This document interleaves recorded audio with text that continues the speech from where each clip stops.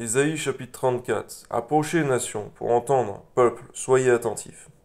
Que la terre écoute, elle et ce qui la remplit, le monde et tout ce qu'il produit, car la colère de l'Éternel va fondre sur toutes les nations, et sa fureur sur toute leur armée. Il les voue à l'extermination, il les livre au carnage, leurs morts sont jetés, leurs cadavres exhalent la puanteur, et les montagnes se fondent dans leur sang. Toute l'armée des cieux se dissout. Les cieux sont roulés comme un livre, et toute leur armée tombe, comme tombe la feuille de la vigne, comme tombe celle du figuier. Mon épée s'est enivrée dans les cieux. Voici, elle va descendre sur Édom, sur le peuple que j'ai voué à l'extermination pour le châtier.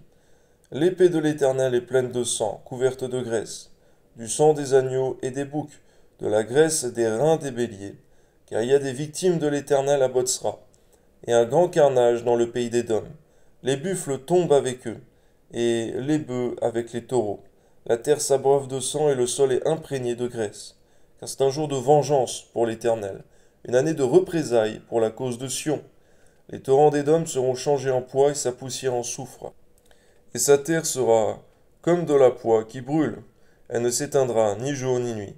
La fumée s'en élèvera éternellement. D'âge en âge, elle sera désolée.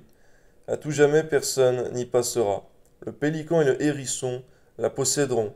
La chouette et le corbeau l'habiteront. Il étendra le cordeau de la désolation et le niveau de la destruction. Il n'y aura plus de grand pour proclamer un roi. Tous ses princes seront anéantis. Les épines croîtront dans ses palais, les ronces et les chardons dans ses forteresses.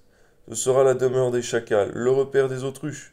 Les animaux du désert y rencontreront les chiens sauvages, et les boucs s'y appelleront les uns les autres. Là le spectre de la nuit y aura sa demeure, et trouvera son lieu de repos.